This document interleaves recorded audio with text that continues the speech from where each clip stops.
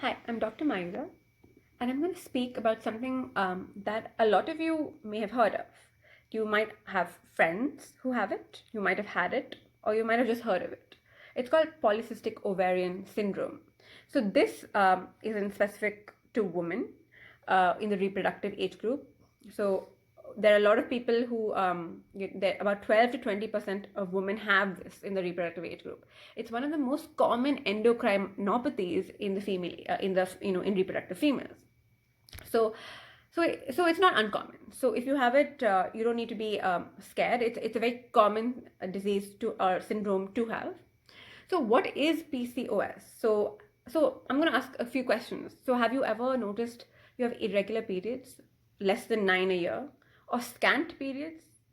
Or have you noticed that you have amenorrhea, which is no period for a long time? Have you noticed that you have acne, which does not go, which is getting worse and worse? And hair growth, coarse hair growth on your face, where males get hair growth, like coarse hair on the beard area, on the mustache area. So, or have you noticed that you're balding? That you are balding like in a male pattern baldness called alopecia. So, all of these symptoms are a constellation of symptoms in PCOS. So, if you have these symptoms, you should go get checked by a gynecologist and and do an ultrasound and see if you have the symptoms to diagnose PCOS. And PCOS does not necessarily have to mean that you have cysts in your ovaries. That is very common and most commonly, but you can have other criteria and not have cysts in your ovary. So it's called the Rotterdam criteria. You have to have two out of these three criteria. So the first is irregular periods, like I said, and less than 9 a year. The second is hyperandrogenism. So signs of hyperandrogenism, like I said, acne and hair growth and alopecia.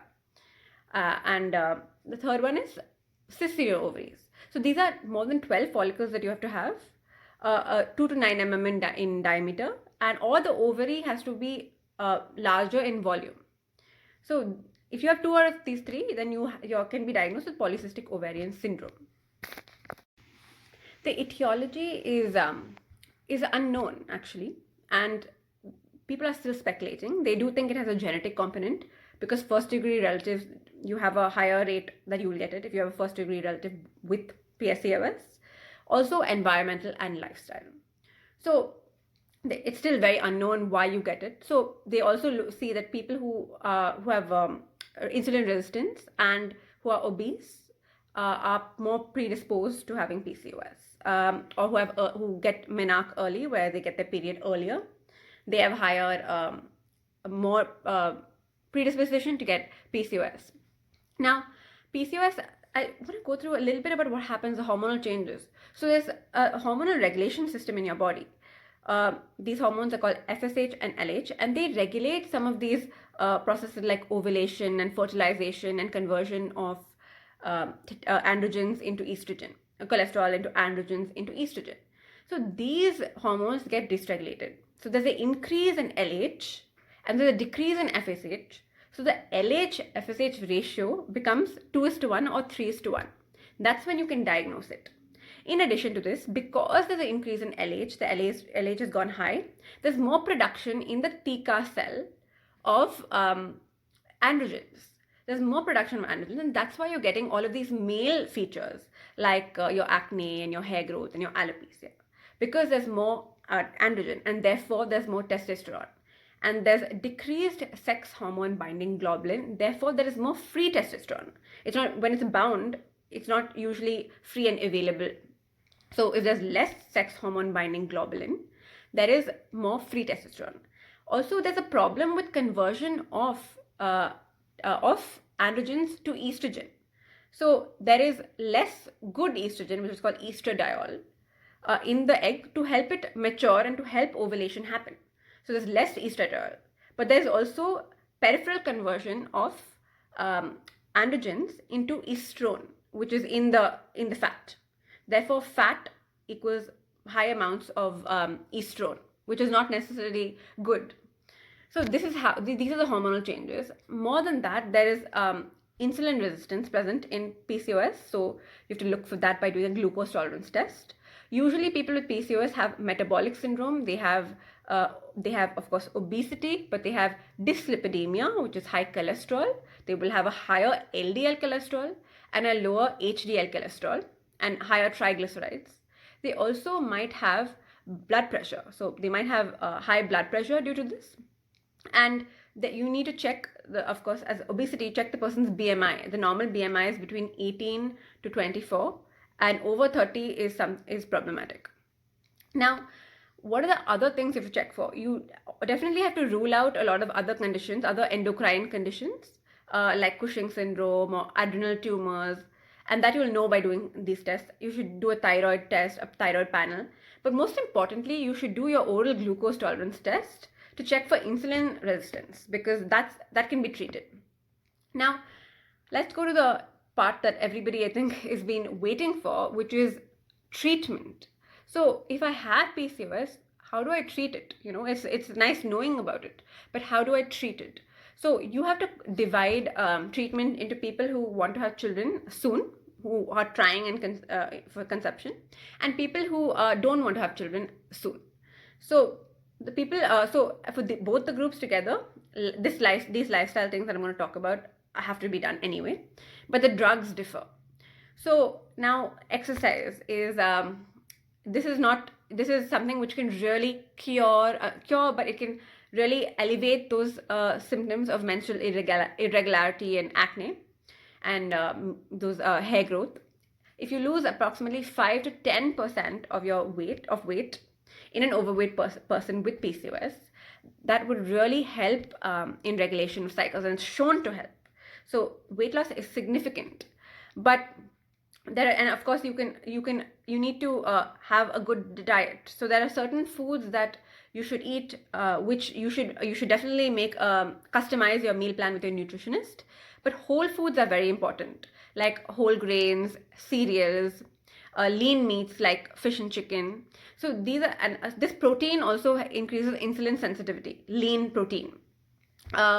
The other foods that you can eat are green leafy vegetables, because you want to increase your iron content. You want to increase your spinach, you want to increase your broccoli.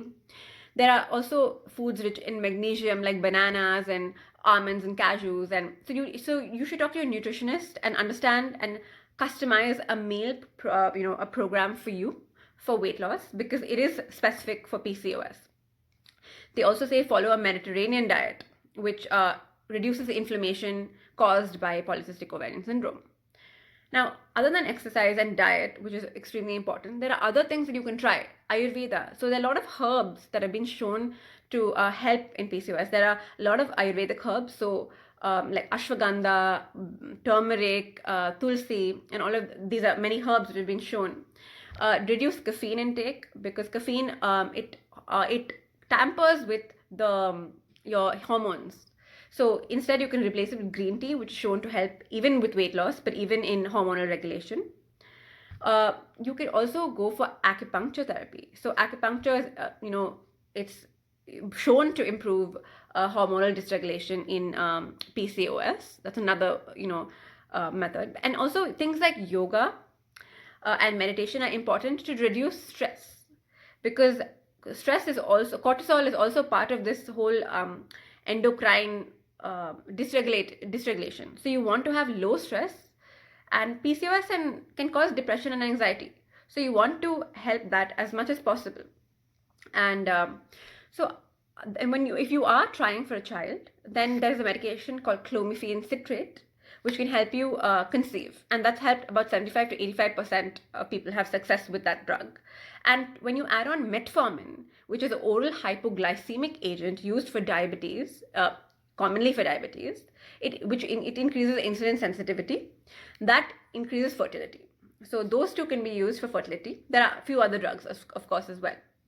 Now, there's something called ovarian drilling. So they drill small holes in the ovary to reduce the ovary's density, and that has been shown to improve fertility and to reduce symptoms of PCOS. Now, what happens if you're not trying to have a child anytime soon, and you're just worried about the excessive hair growth and the hair loss from your scalp and your acne? and your irregular periods. You can always use oral contraceptive pills, which both act on they have anti-androgenic actions, and they can regularize your periods. You can also use progestins, which you can use for 5 days before your period, and then you withdraw, and then you get your bleeding. So you don't have endometrial buildup of endometrial lining, which can cause endometrial hyperplasia, which later on long term can cause endometrial cancer. So you want to be aware of that. Now, other than OCPs, you can use anti-androgenic medications like spironolactone, finasteride. So some of these, they will act to reduce the androgen production, and therefore reduce those male symptoms that you're getting, like coarse hair growth and acne.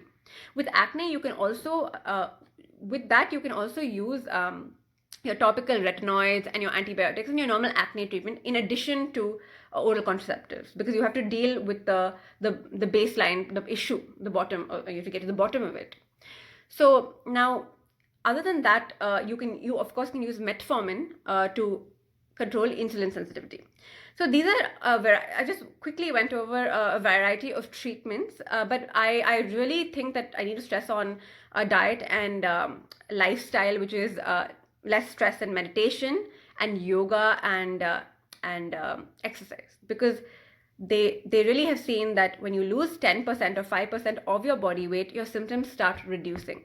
And this has been shown. It's happened anecdotally. I've known a lot of people who it's happened to, and I've seen it, and it really, really, really helps, and it can really catapult the process of curing or alleviating the symptoms of PCOS.